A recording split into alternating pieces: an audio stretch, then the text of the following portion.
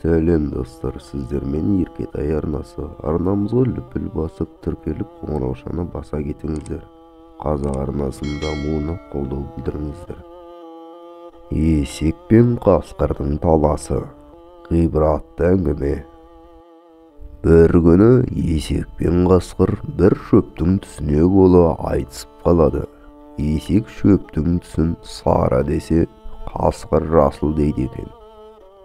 Екеуі біраз пікір таласып, ымыраға келе алмай, ақыры аң патшасы арыстанға барып, төрелік етуін сұрайды. Сот басталады.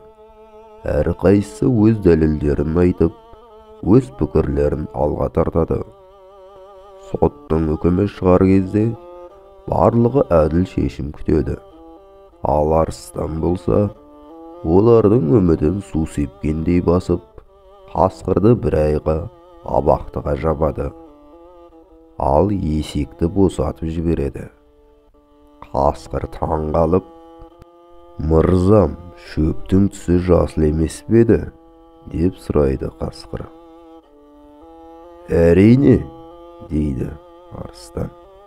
«Ендеше менікі дұрыс болса, не үшін маған қарсы үкім шығарып, абақтыға жаптың?» дейді. Сонда арыстан, «Есекпен бірге есек болып тартысқаның үшін» деп жауап берген екен. Бұл қиссадан алар ғибрат мынау: қазақта өспейтін бала өнбейтін дауды қуады деген бір сөз бар.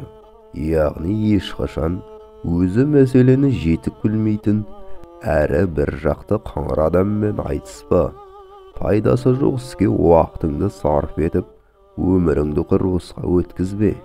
Гүлдерді өсіретін найзағай емес, жаңбыр екенін ұмытпағайсың. Видеоларымызды өткізіп алмау үшін арнаға тіркеліп, қоңыраушаны басуды ұмытпаңыздар.